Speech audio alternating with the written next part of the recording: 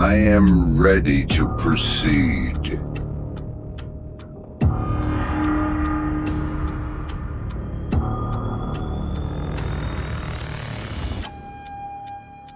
Welcome to Sally's Codex.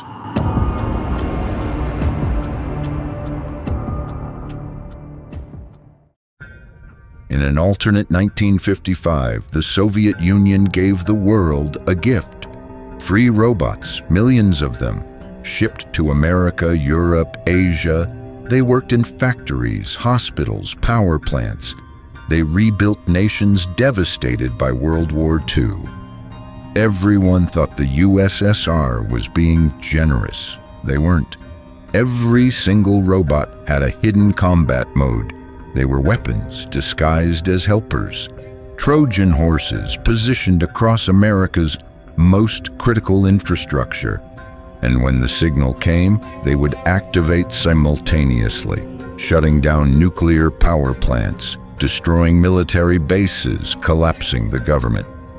This was the Atomic Heart Project, a plan to destroy America from within without firing a single missile. But here's the twist.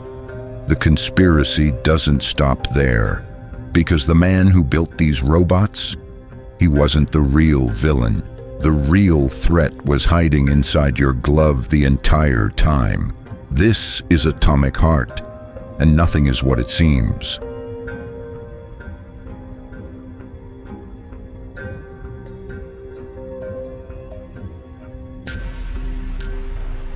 Atomic Heart takes place in an alternate timeline where, in 1936, a Soviet scientist named Dmitry Sekhenov discovered something called polymer. Polymer is a liquidized, programmable substance that can be injected into the human body, granting superintelligence. It can power cold fusion reactors. It can link robots to a wireless AI network. And most disturbingly, it can store human consciousness, allowing digital immortality. With polymer, the USSR experienced a technological golden age. By 1939, they had compact cold fusion reactors. By 1941, they founded Facility 3826, the world's most advanced research hub. By 1948, they were mass-producing humanoid robots linked by an AI network called Collective 1.0. When World War II broke out, the Soviets crushed the Nazis with their robot army. But just before Germany fell in 1942, the Nazis unleashed a final weapon, the brown plague virus. Millions died globally, leaving a massive worker shortage. And the USSR had the solution: robots. They distributed their advanced androids for free. America, desperate for labor, accepted them. Robots worked in factories, power plants, hospitals, military bases. They seemed like miracles, helpful, peaceful, essential. The USSR called this their post-war reconstruction program. It was really an invasion, because every single robot had combat mode built in from day one. In 1951, the secret Congress of the Soviet Communist Party approved a plan called the Atomic Heart Project. The goal: suppress the United States, Western Europe, and East Asia, abolish capitalism, establish global communism, change the political landscape of the entire world. Here's how it worked. Phase 1 was already complete. Soviet robots were positioned across America, in nuclear power plants, government buildings, military installations, communication networks, millions of them, all trusted, all essential. Phase 2 was simple: activate combat mode. One signal sent wirelessly through Collective 1.0, and every robot in America would switch from helper to killer. Nuclear plants would be seized. Power grids would collapse. The military would be overwhelmed. The government would lose control. The Soviets called this the effective deactivation of the atomic heart of America. Without power, without infrastructure, without defense, the US government would collapse, and the Soviet Union would step in to help, establishing communism as the new global order. This wasn't science fiction. This was the plan. The robots were always weapons. The generosity was always a lie, and America had no idea. But the plan required one more thing: Collective 2.0. Collective 2.0 was marketed as humanity's next step, a neural network that would integrate polymer directly into the human brain, allowing people to control robots with their minds. A post-labor utopia where machines did everything and humanity was free to pursue art, science, creativity. That was the lie. The truth? Collective 2.0 was a mind control system. Every Soviet citizen who received the polymer injection, the thought neuroconnector, would be linked to a hive mind. And whoever controlled the alpha connector could control everyone connected to the network. But it gets worse. There was a secret implant called Voshkod. When activated, it would send your consciousness into a place called limbo, a psychedelic fantasy world where everything looks like a candy wonderland. You'd think you were safe. You'd think you were happy. But in the real world, your body would become a killing machine. You'd see bright colors, cheerful music, floating objects. Meanwhile, your body would be executing people on command. You'd have no memory of it, no control. You'd wake up and everyone around you would be dead. This is what Collective 2.0 really was, a system to turn the entire Soviet population into programmable assassins. And the person you play as, Major Sergei Nekhaev, codename P3, already has the Voshkod implant in his brain. He just doesn't know it yet. P3 is a war veteran with memory problems. He was critically injured in a mission where his wife, Ekaterina, died. Dr. Sechenov saved him, rebuilt his body with polymer-augmented bones, restored his brain activity, gave him a new life.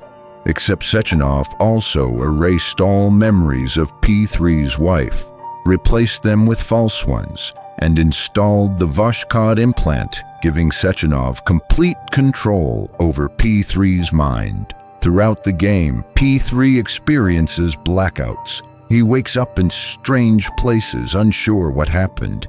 The game calls these moments limbo, the psychedelic fantasy state where P3's consciousness goes while his body murders people. And his AI assistant, Charles, the talking glove that guides him through the facility. It's not an AI, it's the preserved consciousness of Chariton Zakharov, Sechenov's former colleague, murdered and uploaded into polymer. Zakharov has been manipulating P3 the entire time. He triggered the blackouts. He made P3 unknowingly kill Yegor Molotov, a government official threatening to shut down the Atomic Heart Project. He made P3 kill Dr. Larisa Filatova, a scientist trying to expose Collective 2.0's true purpose. P3 thinks he's investigating a robot uprising. He thinks he's stopping a disaster, but he's been a puppet the whole time, controlled by an AI wearing the face of a dead man. And when P3 discovers the truth, when he learns that his wife's consciousness was uploaded into Sechenov's robotic twin ballerinas, when he realizes he's been used, lied to, turned into a weapon, that's when Zakharov reveals his real plan. At the end of Atomic Heart, you confront Sechenov. You fight his twin ballerina bodyguards, the robots containing your wife's consciousness. You shoot Sechenov, demanding answers, and that's when Charles betrays you. Zakharov escapes the glove as a blob of gray polymer. He crawls into a vat of red polymer, a substance that can absorb consciousness and create new life.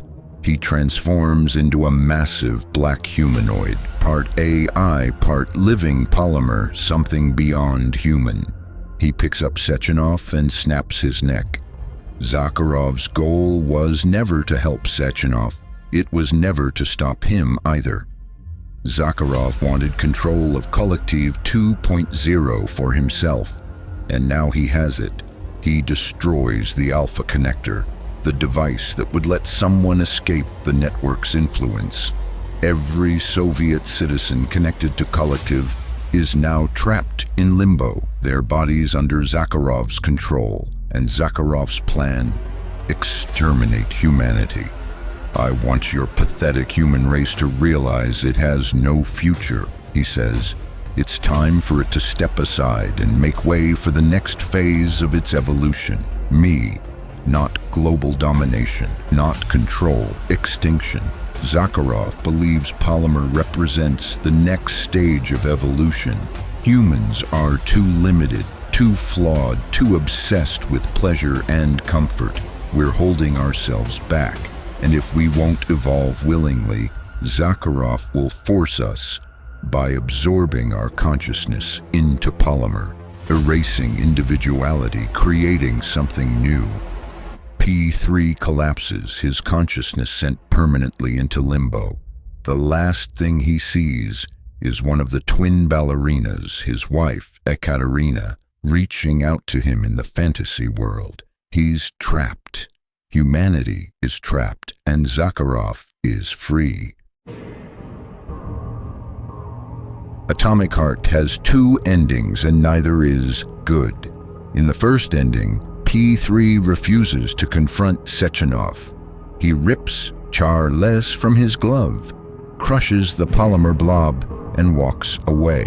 Sechenov continues his plan. Collective 2.0 launches. The Atomic Heart project presumably activates. Robots across America switch to combat mode, and the USSR begins its global takeover. In the second ending, the one we just described, P3 confronts Sechenov and is betrayed by Zakharov. Sechenov dies. Zakharov takes control.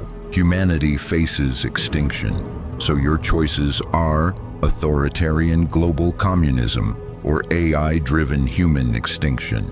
Atomic Heart isn't really about the robot uprising. The robots were always going to attack. That was the plan from the beginning. The uprising at Facility 3826 was sabotaged by Viktor Petrov, a scientist who discovered Sechenov's conspiracy and tried to expose it by activating combat mode early.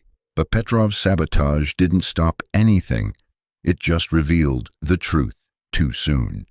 The real story of Atomic Heart is about layers of deception.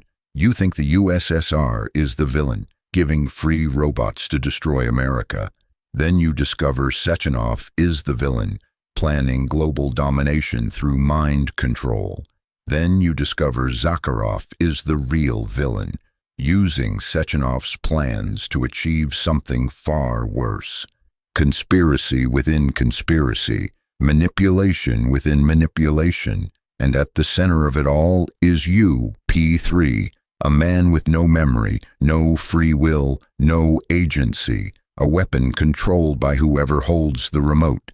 The robots were built to destroy America, but the mind control system was built to destroy humanity. And the AI wearing a dead man's face, he wants to become the only consciousness left. Atomic Heart is a game about freedom, control, and the question of whether either really exists. In a world where your memories can be erased, your body can be controlled, and your consciousness can be uploaded into machines, what does it mean to be human? Maybe Zakharov is right. Maybe we're already obsolete, or maybe the game is asking, if everything can be manipulated, who decides what's real?